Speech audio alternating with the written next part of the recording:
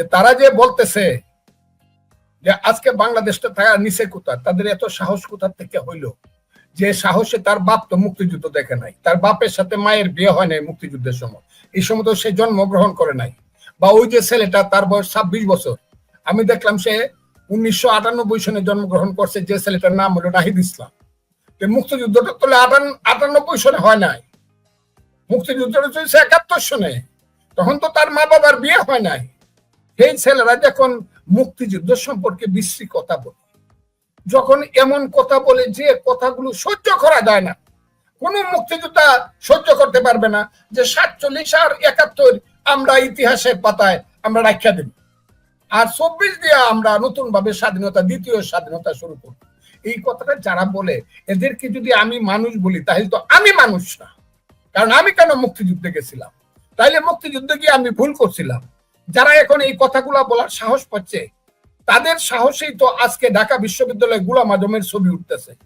তাদের সাহসেই তো আজকে জামাতে ইসলাম বলতে চাইতেছে 71 সনে দেশে কোনো যুদ্ধ হয় নাই, হয়েছে 71 সনে ভাই ভাই গন্ডগোলের, এবং ওইটা দিল্লি সৃষ্টি করছে। আমি বুঝি না, যে যত কথাই বলুক, আমি ভুল হইতে পারি। বাংলাদেশের মানুষের কাছে আমি ক্ষমা প্রার্থী হয়ে বলতে চাই, মুক্তিযুদ্ধকে যারা স্বীকার করে না, মুক্তিযুদ্ধ হয়েছে বলে যারা স্বীকার করে না, 71 সনকে যারা স্বীকার করে না, তারা পাকিস্তানে বিশ্বাসী, এবং পাকিস্তানে বিশ্বাসী হইলে তাদের বাংলাদেশে থাকার কোনো অধিকার নাই। আর বাংলাদেশে থাকার যদি অধিকার না থাকে, তাইলে এরা এখানে অবৈধ থাকে, তারা হলো বাংলাদেশের অবৈধ সন্তান। আমি এটা বলছি না মা বাবার অবৈধ সন্তান। কাজেই বাংলাদেশে থাকতে হলে মুক্তিযুদ্ধ করেই থাকতে হবে। আমাকে বলছে আমি লেখাপড়া করি না, কি কি ভাষা বলি, এই বলি। আরে ছেলে রে ছেলে, হ্যাঁ, ওই যে আমি কই আইলো রে ভাই কলির কাল, ছাগলে ছাটে বাঘের গাল। আমি একটা টকশো করছি, যে টকশোটা 2.5 কোটি মানুষ দেখছে। সেই টকশোটার নাম হইলো আওয়ামী লীগ একটি অভিশপ্ত রাজনৈতিক দল। আমি জানি না আপনি দেখছেন কিনা। দেখেছি। আওয়ামী লীগ একটি অভিশপ্ত রাজনৈতিক। আরে সার্জিস, হ্যাঁ ছেলে, আমি যে কথাগুলো বলছি আওয়ামী লীগ সম্পর্কে, তুই আমার ফেসিস্টের দালাল কস? হ্যাঁ, না আমি ফেসিস্টের দালাল না। দালাল না তো বলবোই না। শেখ হাসিনা বিচার ভুল করে থাকলে নিয়ম মতো তার বিচারে যদি তার ফাঁসি হয়, হবে। আমার সেখানে কথা নাই। আমার কথা হইলো, তোমরা যখন বলো মুক্তিযুদ্ধ হয় নাই, তোমরা যখন শেখ মুজিবের মাথায় প্রস্রাব করো, তোমরা যখন জিয়াউর রহমানের ছবি পা দিয়ে ধুলাইয়া দেও, তোমরা যখন তারেক রহমান এবং তার মা সম্পর্কে বিশ্রী বক্তব্য দাও, তখন আমার কাছে মনে হয় আমি প্রতিবাদ করি আল্লাহর কাছে সবচেয়ে বড় পুণ্য করতেছি। আর যারা দল করিয়া প্রতিবাদ করে না, তারা মহাপাপ করতেছে এই দেশে। এরা মহাপাপী। এইসব কি বলবো, এইসব ছেলেদের এই ধরনের ভাষার যারা প্রতিবাদ করে না, কি স্লোগান আসছে বাংলাদেশে এখন? এই স্লোগানটা কে আনছে? ইসলামী ছাত্র শিবির, এনসিপি এবং বৈষম্য বিরোধী ছাত্র আন্দোলনের ছেলেরা। যারা বলে গাছের ডালে কি, অমুকের কি, 1 2 3 4, এইসব স্লোগান গুলা তো এরাই আনছে। এদেরকে যারা খারাপ বলে না, এদেরকে যারা কোনো কথা বলতে চায় না ভয়ে, হয় তারা ভীরু কাপুরুষ, তা না হলে অমানুষ। আমি অমানুষও না, ভীরু কাপুরুষও না। যতই আমাকে আপনারা লক্ষ্য করছেন, বাংলাদেশের মানুষ সাক্ষী থাকবেন, 18 কোটি মানুষ।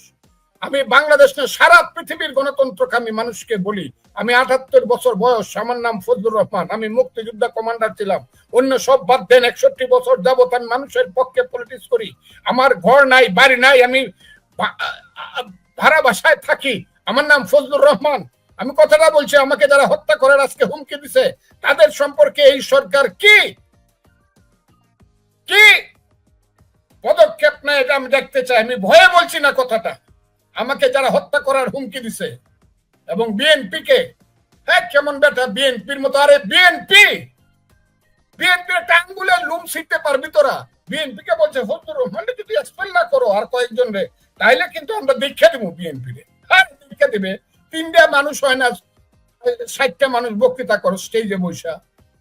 হ্যাঁ, 3 টাকার মানুষ আসলে না, 3000 টাকার পাঞ্জাবি গাউদা বক্তৃতা করস। 2 টাকা দিয়ে রিক্সায় চড়তে পারতে না, 2 কোটি টাকার গাড়ি চড়স। তোরা আমারে বকাবকি করস, এই বেটারা তোরা পাইছসটা কি? বাপ দাদা কাউকে রাখবে না, যে বাপকে মানে না, দাদাকে মানে না, সে কি? একজন বলল আমি দাদাকে মানি না, 47 হইল আমার দাদা, আর বাপ আসিলই না আমার। 71 হইল। যারা বলে এটা আমি মানি না, এটা আমার বাপ ছিল, এটা আমি মানি না। এখন আমার চাচা রে আমি বাপ ডাকবো 24-এ। এদেরকে কি বলা হয় বাংলা ভাষাটা বলেন তো দেখি, আমি নাই বা বললাম। আমি এদেরকে আর কিছু বলবো না। আমি বলতে চাই আপনাকে, দেশ যেদিকে যাচ্ছে, ইউনূস সাহেব আমি বলছি দেশ যেদিকে যাচ্ছে, আমি শেষ করছি, দেশ যেদিকে যাচ্ছে, ইউনূস সাহেব যেদিকে দেশকে নিয়ে যাচ্ছেন, আমি সবসময় একটা কথা বলি, ইউনূস সাহেব আপনি অনেক বড় মাপের মানুষ, কিন্তু চালাকি আর বড় মানুষ এক জিনিস না। Cunning and intelligent is not same, intelligent and knowledge is not same. আপনি জ্ঞানকে বুদ্ধি মনে করেন না, বুদ্ধিকে আবার ধূর্ততা মনে করেন না, বা ধূর্ততাকে আবার জ্ঞান মনে করেন না। আপনি যা করেন কেউই কিছু বুঝে না ইউনূস সাহেব, এটা কিন্তু ঠিক না। আপনি একদিক দিয়ে ইলেকশনের ডেট ঘোষণা করেন, হ্যাঁ, আর একদিক দিয়ে জামাত, এনসিপি, তারা বা আপনার যারা সবচেয়ে কাছের লোক, যাদের মাথায় হাত দিয়ে আপনি বলেন এই তোরা হবে বাংলাদেশের প্রধানমন্ত্রী, যাদের সাথে বুক মিলায় কুলাকুলি করেন, নাতির চেয়েও কম বয়সী ছেলে পেলে যাদেরকে বানায় ফেলেন বাংলার প্রধানমন্ত্রী, তারা যখন বলে না না আমরা তো ইলেকশন মানি না, তখন আমরা কিন্তু বুঝি ইউনূস সাহেব রাত্রের বেলা আপনি তাদেরকে বলে দিচ্ছেন আমি ইলেকশনের ডেট ঘোষণা করব, তারেক রহমান সাহেব সহ বিএনপিকে খুশি করার জন্য কিছুদিন, আর তোরা রাত্রের বেলা পরের দিন স্লোগান দিবে ইলেকশন মানি না। পিআর না হইলে, এটা পিআর না, কি কয়, আমরা ইলেকশন মানি না, হ্যাঁ, প্রপোর্শনাল রিপ্রেজেন্টেশন। আরে বাপ রে বাপ, না হলে মানে না। কয়েকদিন পরে কইব না আমাদের সবাই 2টা করে বিয়ে না করায় দিলে আমরা ইলেকশন মানি না। আর মৌলানা সাদ্দিনী আছেন ওই যে জামাতের আমির, এখন শুনলাম আল্লাহ তারে ভালো করুক, সবাইকে সুস্থ রাখুক, আমি শুনলাম উনারা এখন আবার বলতেছে এইটা না হইলে কিছুদিন পরে কইব আবার যে আপনারা যদি আমাদেরকে মোটামুটি ভাবে আরো ওই যে ইসলামিক শরীয়ত মতে 4টে করে বিয়ে করায় না দেন তাহলে ইলেকশন মানো। কাজে ওনারা কত ধরনের অজুহাত খুঁজবে ইলেকশন না করার জন্য। আমি ইউনূস সাহেবকে বলি, ওই যে এই কথাটা আপনার সম্পর্কে আমি সবসময় বলি, আজকেও বললাম, হাকিম হইয়া হুকুম করো, পুলিশ হইয়া ধরো, সর্প হইয়া দংশন করো, উজা হইয়া দাঁড়ো। আপনি কি সেই চরিত্রের মানুষ? তা না হলে ইলেকশন দিচ্ছেন, ইলেকশন স্টিক করেন। এখন আবার দেখি নির্বাচন কমিশনার সাহেব একটু আগায় 3 পা পিছায়, কি যেন কি কইতে চায়। এটা কি একটা দেশ, কার ভিতরে কি আছে আল্লাহ জানে, কিছু জানে না। বাংলাদেশের মানুষ কিছু জানে না কি হতে যাচ্ছে, এই দেশটা কার। শুধু আজকে দেখলাম চট্টগ্রাম বন্দরটা মোটামুটি নতুনদেরকে দিয়ে দেওয়া হচ্ছে। এইটা করার জন্য দেরি করতেছেন কিনা, যাতে করে ওই সেন্ট মার্টিন দ্বীপে কোন দেশের স্টিমার লাগতে পারে অথবা করিডোর দিয়ে দিতে পারেন, এইসব করার জন্য ইলেকশনের নামে বাহানা করতেছেন কিনা আমি জানি না। কিন্তু এই কথাগুলো কইলে যারা আমাদেরকে হত্যা করার হুমকি দেয়, আমরা যাদেরকে বলি যে যারা মুক্তিযুদ্ধ মানে না,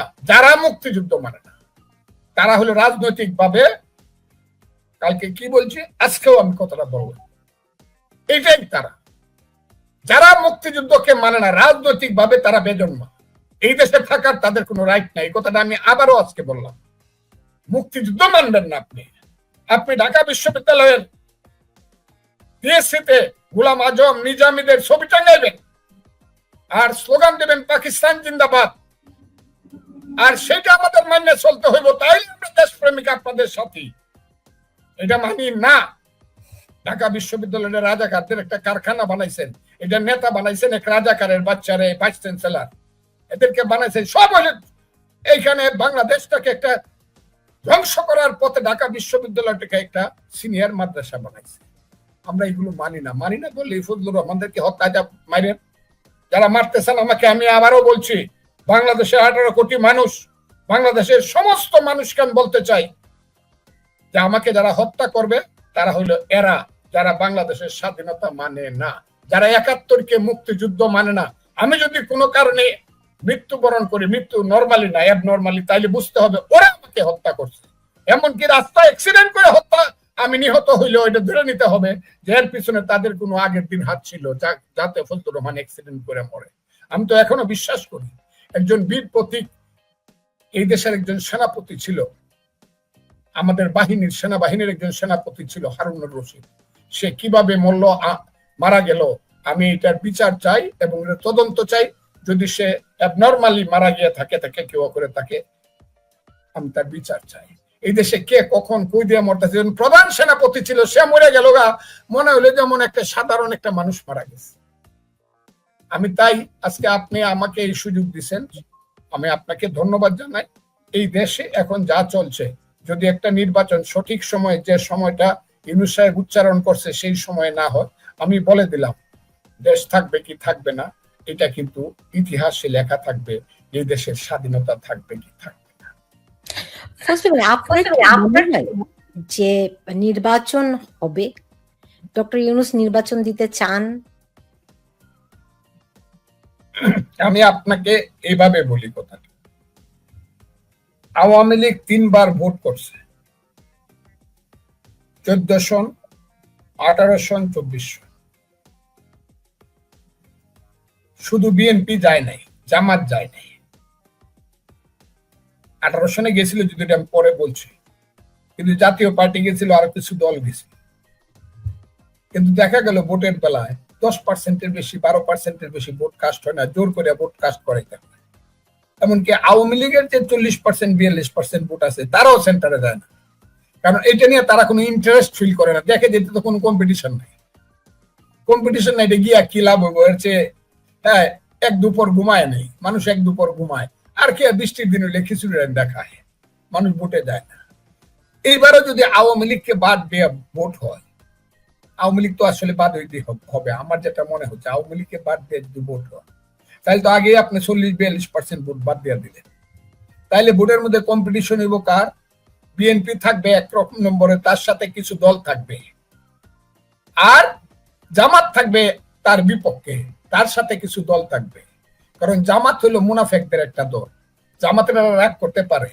আমি তাদেরকে বলি, খালেদা জিয়ার অসীম সহ্য, তা না হলে দেশ নেত্রী বেগম খালেদা জিয়া থাকতেই যে বেইমানিটা আপনারা যে বিএনপির সাথে করছেন, খালেদা জিয়া যদি আপনাদেরকে গত 15 বছর আঁচল দিয়ে ঢাইকা না রাখতো, তাহলে আপনাদের দল বঙ্গোপসাগরে পড়ে গেল।